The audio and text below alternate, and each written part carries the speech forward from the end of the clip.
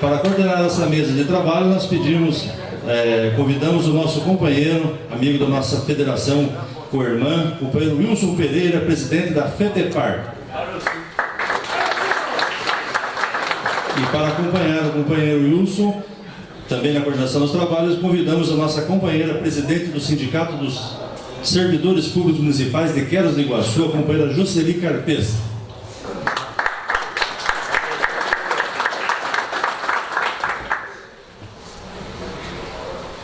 Presidente Wilson, com você.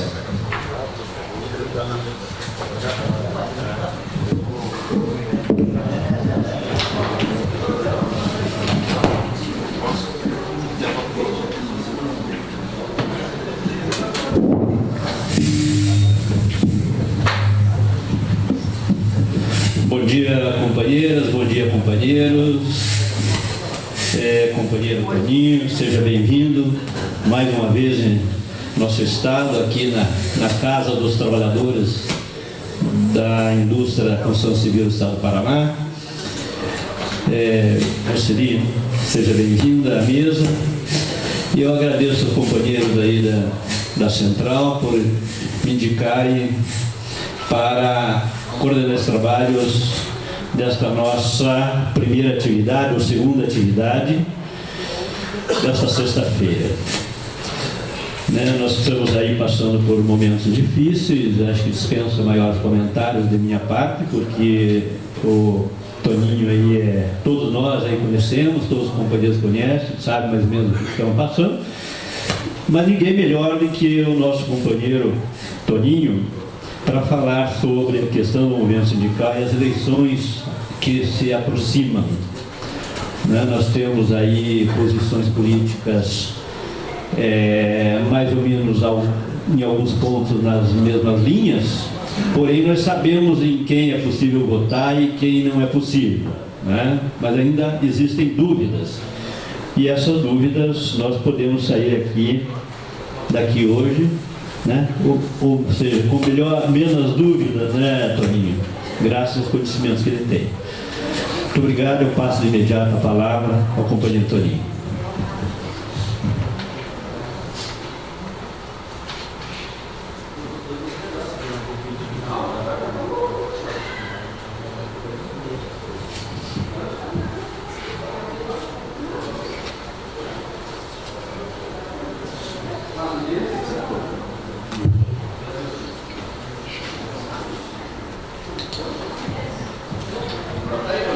Bom dia a todos. Eu queria inicialmente cumprimentar o Wilson Pereira, a Jocely Carpes, a cada um de vocês, dizer a satisfação de participar nesta manhã, desta plenária da nova Central Sindical dos Trabalhadores do Paraná.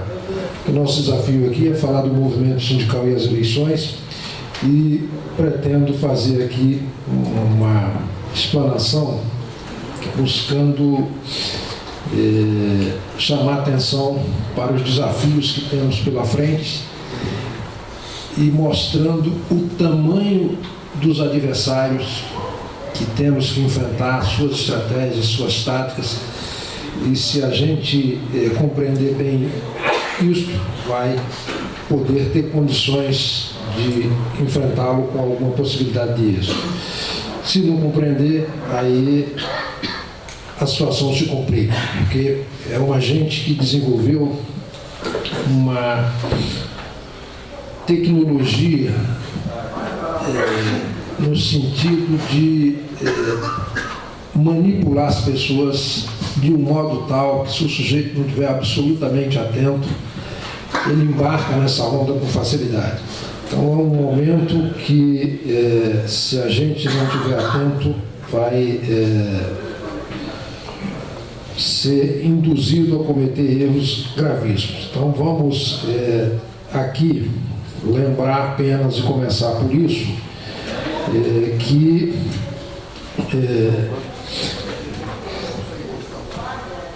há no Brasil, ou vivemos no Brasil, um momento que a gente chama de pós-verdade, que é um ambiente no qual, em lugar de se valorizar o debate de ideias, de programas e de solução para os problemas, se busca despertar reações, sentimentos e comportamentos mais primitivos do ser humano, né?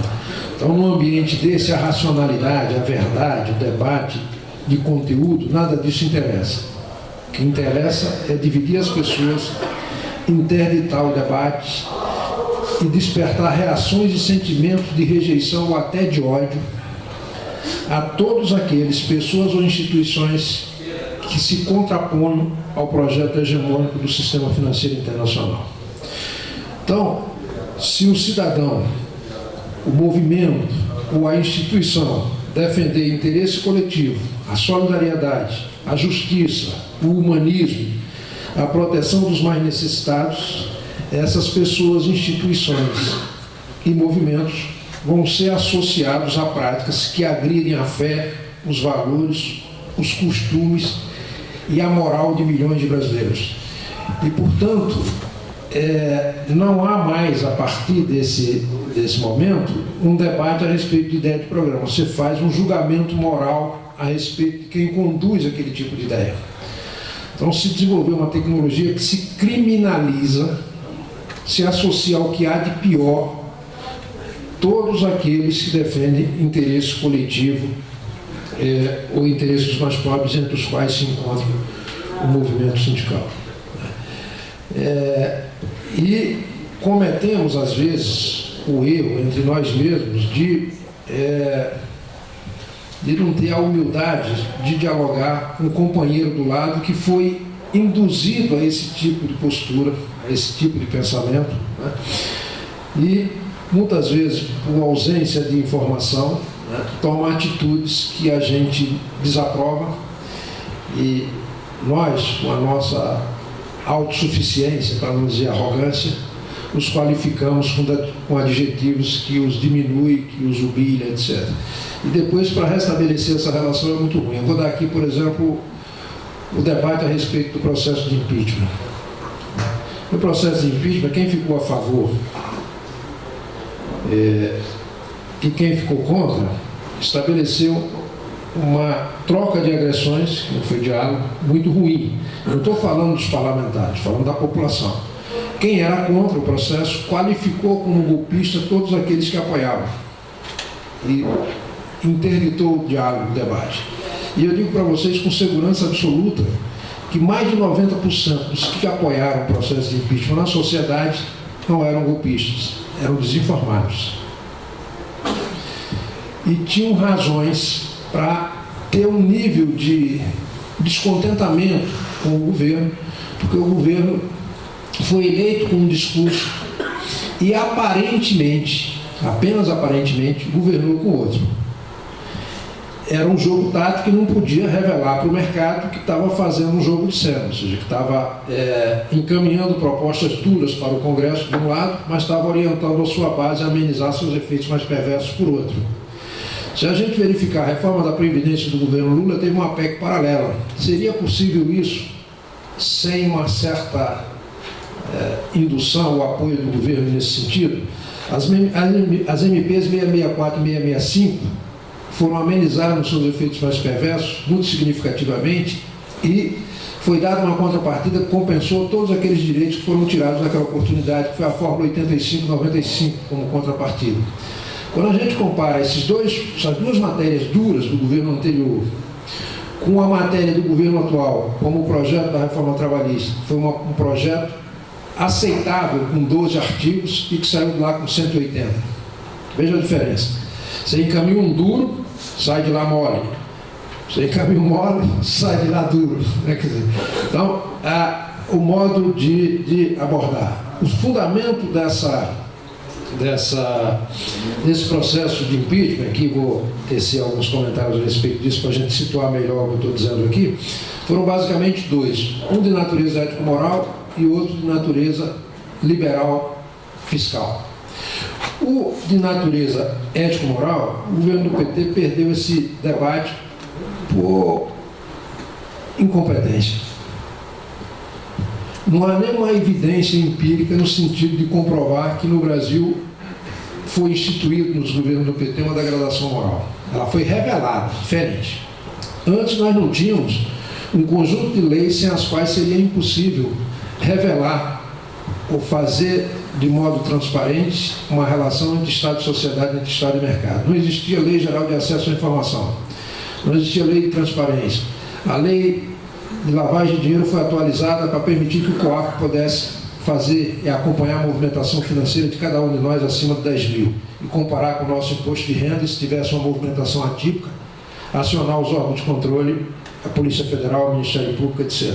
Não existia a lei da delação premiada, seria como se tivesse no Brasil uma lei que penalizasse o usuário de droga e não penalizasse o traficante, né?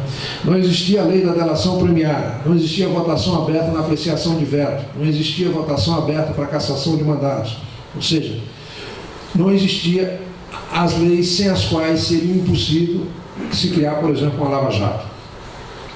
Então se deu a uma série de instituições que eram instituições de governo a condição de instituições de Estado, portanto não se subordina mais ao governo, vai cumprir aqui. Utilizou esses poderes seletivamente contra o PT, foi importante, era necessário que houvesse essa transparência para que a população soubesse que a corrupção no mundo inteiro existe, né? A diferença é que em alguns lugares há impunidade e outros não há, mas a corrupção existe no mundo inteiro. E o governo do PT fez o favor de revelar isso. E tinha gente do próprio PT envolvido nisso, mas o fato é que sem essa informação não seria possível. A segunda foi de natureza econômico-fiscal, ou liberal fiscal. Aí tem um acerto e dois erros do governo. Do ponto de vista liberal, o erro do governo foi aproveitar uma experiência bem sucedida, uma obsessão benigna da presidente, que era a redução da taxa de juros através do Banco Central reduzindo a taxa Selic de um lado, e dos bancos oficiais, via concorrência, reduziu o spread. Usou os poderes do Estado para enfrentar o sistema financeiro, foi bem sucedido naquele episódio, só que o capitalismo não aceita desaforo, aquilo era uma agressão às regras de livre mercado, mas o governo fez e tinha um inimigo ideal, que era o mercado financeiro.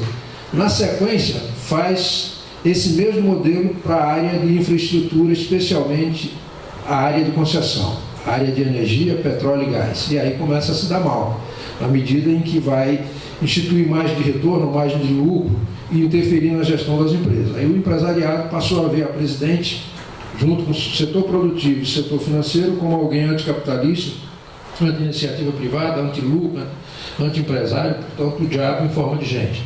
Então foi um erro ter feito esse tipo de enfrentamento só para dizer para as forças de esquerda que era desenvolvimentista. E fazendo isso sem dialogar, que era um absurdo completo, era possível um entendimento a respeito disso. Eu ouvi de empresários dizer o seguinte, da área de energia, disse, bom, a concessão vale por 30 anos.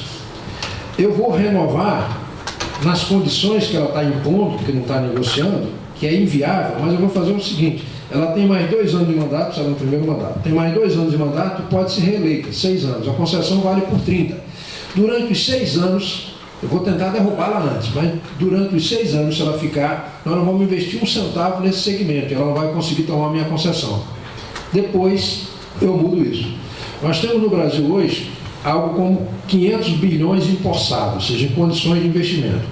A Dilma foi oferecido a ela esse investimento em troca dela revogar todos esses marcos regulatórios intervencionistas na economia. Ela não quis revogar. Como ela saiu, os caras disseram, bom, aí eu não vou dar de graça para quem vem no lugar dela. Isso aí é obrigação dele fazer. Eu vou exigir que vá além disso, que revogue os marcos regulatórios de Getúlio para cá. Aí mexe na CLT, etc. Então, é isso e não vão investir, não estão investindo agora. O dinheiro está empossado, vai ser investido mais na frente, a partir de 2019. Mas aí com a garantia de lucro certa, porque não tem risco nenhum. Já não há mais legislação protetiva no mundo do trabalho, a carga tributária tem o compromisso de não aumentar, então esses caras fizeram tudo para garantir as suas margens de lucro, mesmo no ambiente internacional em que as empresas estão diminuindo a sua margem de lucro. Então, aqui no Brasil, para não reduzir a margem de lucro, o sujeito importa, demite, automatiza, faz o diabo, mas não abonda mais de lucro, né? Então, ela errou nesse processo. Do ponto de vista fiscal, teve dois tipos de medida. Uma que foi um erro brutal, que foi o fato de fazer desonerações sem nenhuma contrapartida efetiva. O que é a contrapartida efetiva? É garantia de emprego e reinvestimento.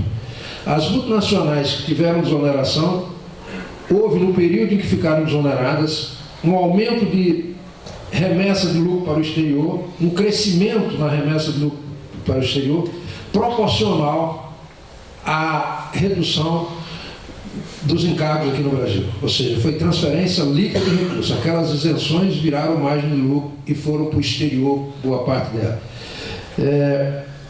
A outra medida que foi benigna nesse campo foi ter mantido uma política de aumento real do salário mínimo, né? Ter investido no Bolsa Família, ter investido no FIES, no ProUni, no Ciência Sem Fronteira e uma série de outros programas que davam oportunidade e faziam inclusão social, né? Mas o fato é que o setor empresarial ficou insatisfeito porque deu dinheiro para eles, aquilo virou lucro, né? E estava gastando do orçamento para dar para os pobres. Isso incomoda profundamente. Então essa foi uma das motivações do afastamento da presidente. Então pega essa onda de natureza ético-moral para dizer que o PT era o responsável pela degradação moral, quando, se a gente for verificar, é muito fácil fazer isso. Eu escrevi vários artigos chamando a atenção disso. É o seguinte: pegue quem está em torno da Dilma e identifique quantas pessoas você pode mandar prender e depois decidir qual é o artigo do código que enquadra. É difícil achar um ao lado dela no gabinete presidencial. Pega o Michel, eu te dou 20 aqui. Só ex-deputados são 10. 5 já foram presos, 5 estão soltos porque tem foro privilegiado.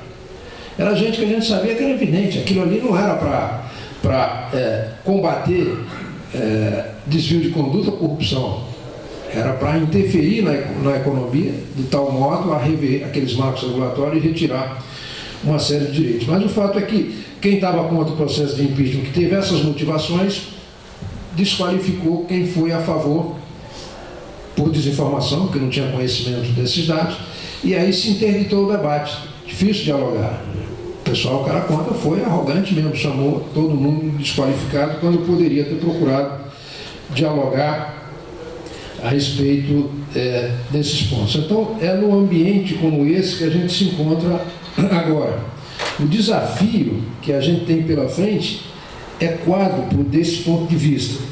Porque, em primeiro lugar, nós temos que saber identificar e explicitar para a opinião pública os 3 projetos de poder em disputa nesse momento. 3 projetos de poder em disputa nesse momento. E não apenas saber explicar esses projetos, como disputar na narrativa com as forças contrárias aos nossos interesses, do ponto de vista da abordagem, que eles estão bem situados nisso. Eu vou detalhar isso aqui para a gente compreender melhor. Outra coisa é também saber escolher as fontes para nos informarmos a respeito dos candidatos, para que escolhamos bem, saibamos escolher. E, além disso, ficar atento para saber interpretar bem as mensagens dos articulistas do poder econômico. Então, é um conjunto de dificuldades que vai requerer muita serenidade, muita tranquilidade, muita capacidade de reflexão, porque está todo mundo induzido a fazer julgamento moral. E aí eu vou dar aqui para vocês exemplos que vocês vão compreender bem esse projeto. Quais são os 3 projetos em disputa? É um projeto de bem-estar social, ou a utilização dos recursos e dos poderes do Estado para combater desigualdades regionais e de renda e promover a inclusão social. Esse é o projeto de bem-estar social que os partidos de esquerda e centro-esquerda representam nessa eleição. O segundo projeto é o projeto liberal fiscal. É esse que está sendo implementado pelo Michel Temer, que tem por objetivo, em lugar de combater desigualdades regionais e de renda e promover a inclusão social, vai utilizar esses poderes do Estado para garantir contrato, garantir propriedade, reduzir o tamanho do Estado, né, e, portanto, reduzir a prestação de serviços e também fornecimento de programas sociais. Então, consiste em desmontar o Estado brasileiro na prestação de serviços e desregulamentar as relações. Então, e é interessante porque não é só desregulamentar, é desregulamentar direito e regulamentar restrições. O que é para proibir está na lei, e o que poderia permitir vai ser proibido na lei. Então, esse é o quadro em que a gente está presente aí do ponto de vista da disputa. Então, o projeto social, ele consiste em permitir ascensão ou garantir a dignidade da pessoa humana, com provimento de bens e serviços indispensáveis à sobrevivência das pessoas e das famílias, aliás, como determina o texto constitucional. E o liberal fiscal, ele tem como objetivo fortalecer o livre mercado, a livre iniciativa, com a completa retirada do Estado da exploração da atividade econômica e a sua redução drástica do ponto de vista da regulação, né? Então, é uma política que vai reduzir carga tributária, de um lado, e vai reduzir benefícios sociais, de outro. E, por fim, a terceira visão, que é o Estado penal, que tem um dos candidatos que representa essa visão de mundo, que tem por objetivo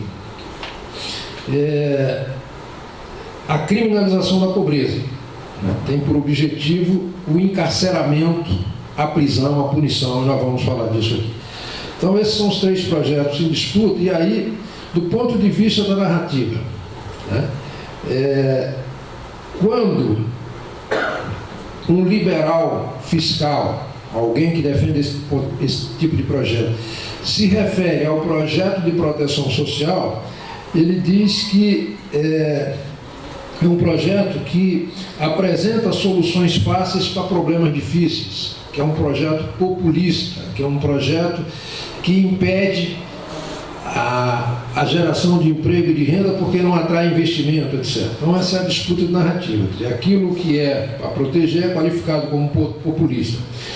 E o projeto que diz respeito à visão liberal fiscal, eles apresentam como um projeto fundado na razoabilidade, no equilíbrio das contas públicas, na necessidade de reforma, e, portanto, é aquele que vai dar segurança ao investimento e em consequência, vai gerar emprego e renda. Ou seja, como eles não têm como sustentar, como legítimo e ético, um discurso de corte de direitos e redução de serviços públicos, eles usam essa linguagem que desqualificam o campo social, né, e valoriza o mercado. E a terceira visão é uma visão complicada, porque ela reúne as duas faces pior do que existe aí.